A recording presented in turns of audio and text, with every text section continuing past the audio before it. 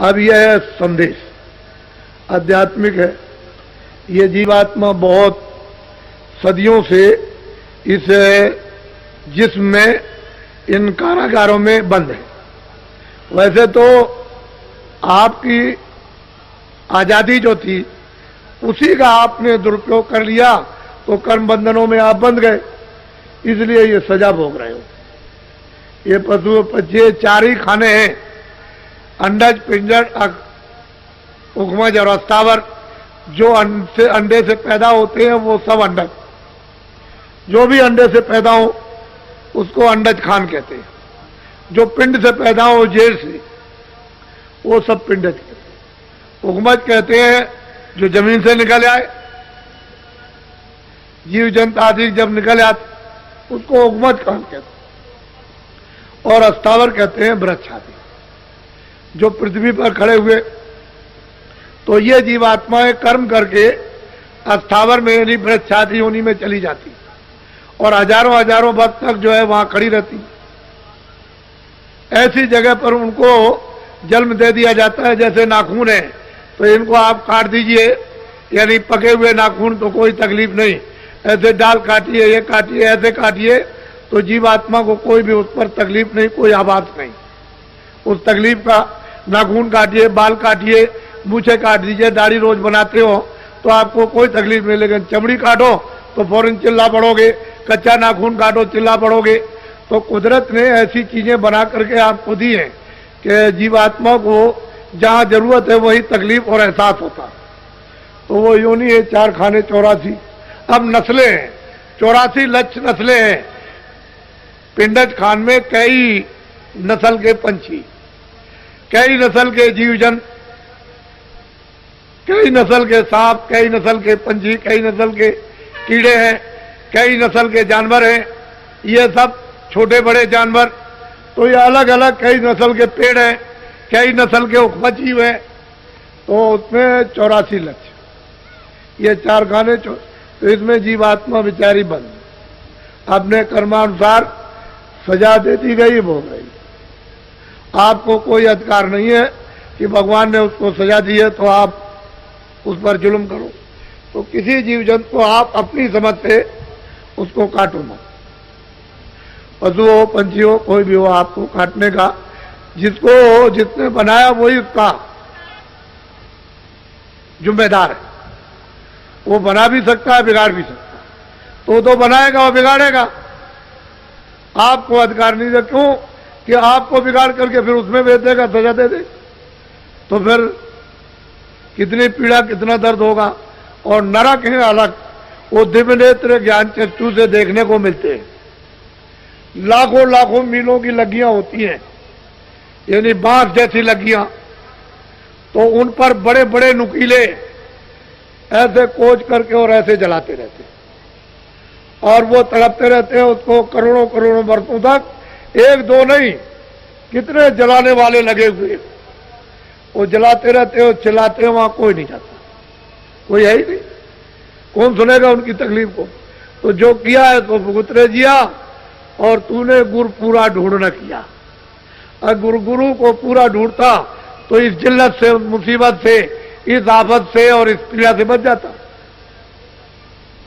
तूने तो किया नहीं, तो इसमें लगा रहा। तो और एक नरक नहीं, अनेक नरक। जलाने वाले अलग, दूसरे नाम के सड़ाने वाले अलग, तीसरे नाम के काटने वाले अलग।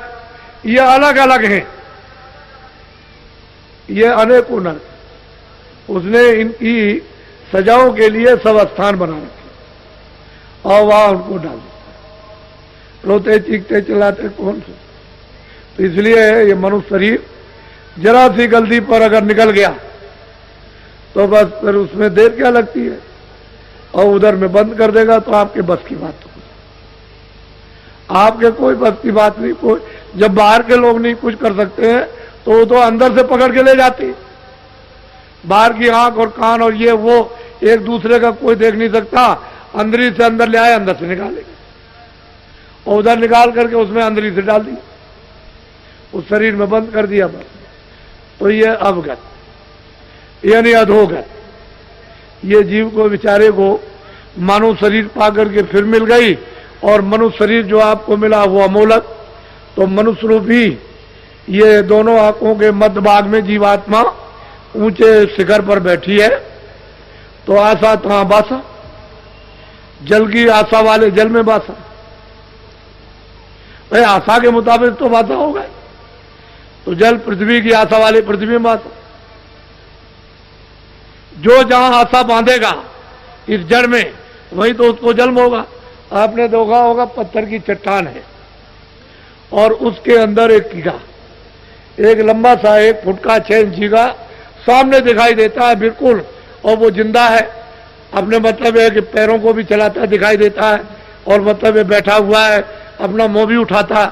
लेकिन आपने कभी ये सोचा है कि इसको हवा पानी खाना कहां से मिलता है? उसकी आशा इतनी तीव्र जड़ में कि देखिए उसको जड़ में जन्म दे दिया, और उस पत्थर के अंदर उसकी परवरिश हो रही है। तो कहते हैं अजगर करे न चाकरी, पंछी करे न काम, दास मलूका कह गए सबके दाता राम। तो आप अपने वो विश्वास क्यों नहीं करते हो कि जो उसने प्रारब्ध हमारे लिए बना वो तो हमको सब मिलेगा। अब कुछ कर्म कर लो, कुछ भगवान का भजन कर लो। तुम इसके लिए रात और दिन लगे पड़े हुए हो, न तुम समझते हो अच्छा न बुरा, इसमें लगे हो। तो ये कुकर्म जो हो रहा, तो फिर मनुष्य शरीर मिलेगा। तो ये जहां आता था आप समझते नहीं हो, आपको मालूम ही नहीं। लेकिन ये जीवात्मा जो दोनों आंखों के बीच बैठी हुई है और अंधकार में, अगर तो यहां जगा लो, इसकी आंख खोल लो, कान खोल लो, तो इसमें चेतनता ना आ जाए वापिस। और ये चेतन जब जगे तो उस चेतन को प्राप्त कर ले जो भंडार है, ये यहां से निकल जाए। फिर ये जन्म मरण में क्यों आएगी, क्यों सजा भोगेगी? वो तो ज्ञान रूपी अग्नि में ये सब, वो तो जल है, उसमें सब सफल हो जाएगी। और सच्चे अनुभवी महात्मा मिल जाए तो फिर ये हमारा जो जीवन बचा हुआ था, असली चीज ये है कि ऊपर जाने तो आपको तो ये सब कुछ नहीं। तो मैंने बताया था कि मन है, बुद्धि है, चित्त है, काम है, क्रोध है, लोभ है, 10 इंद्रियां हैं, इनकी अलग अलग डोर है।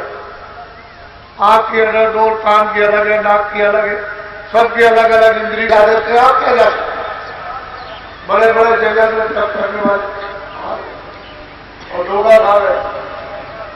देखो महापुरुषों से माया भी डरती है, काल भी डरते हैं, और मतलब देवी देवता भी डरते हैं। और महापुरुष न मिले तो तो आप कोई चक्कर में जा दें। तो आपको जब किसी को मालूम ही नहीं है कि डोरी किसके हाथ में है, तो वो भंडार है, इसको उसमें पहुंचाना है। इंद्रियों का इंद्रियों में, काम का काम में, क्रोध का क्रोध, तभी काम बन सकेगा। नहीं जीव का कौन काम करने वाला? हिसाब धोखा दिया। तो ये सब अंदर में जब दिव्य नेत्र ज्ञान चक्षु जब खुलता है और कान खुल जाते हैं और अंधेरा चला जाता है, प्रकाश इस सूरज से, चंद्रमा से, तारों से बहुत ज्यादा सामने जब प्रकट होता है, वो सब एक ही घटना में इतना चिल्लाया जाता कि वो दर्द फैल गया।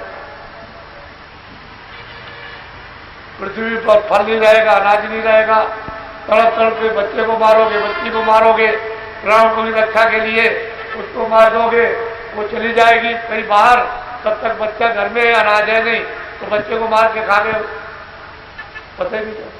जब कुछ नहीं मिला तो औरत को मार दिया, औरत ने रात को आदमी को काट दिया, समझ गए, प्राणों की रक्षा के लिए, क्योंकि घास है नहीं, चलो बरपत्ती फल है नहीं है। तो जब ये नहीं रहेंगे जंगल में घास नहीं, तो जानवर तड़प तड़प करके चारों तरफ दौड़ेंगे और गिर जाएंगे। जो जिसको पाएगा वो एक दूसरे को खाएगा। वो तो बहुत ही, यानी मतलब ये है कि ऐसा मतलब भयावह दृश्य है। जब क़यामत आती है, महाप्रलय, तो बहुत पानी नहीं मिलेगा,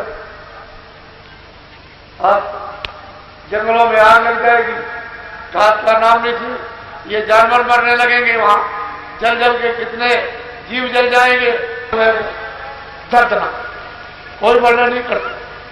और फिर पानी को मतलब अग्नि सोखती है, तो ये जल के जितने भी जीव हैं ये सब एकदम बाहर तड़प तड़प करके, पानी की बूंद नहीं मिलेगी, तड़प तड़प करके, जब तक जो है एक दूसरे को तड़प तड़प करके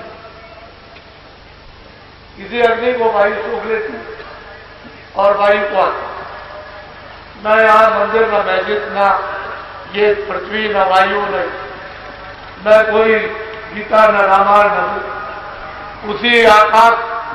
जब इसने वायु को खींच लिया तो आकाश में सब, और आकाश और सबको माया सबको, तो स्वर्ग और वैकुंठ जितने भी 14 भवन, 14 लोक और 14 तलों के साथ ये सब ब्रह्मा महादेव, जितने भी देवी देवता, ये 9 करोड़ दुर्गा, 10 करोड़ शंभु और 33 करोड़, ये सब के सब पूरे के पूरे सिमट जाते हैं महाराज।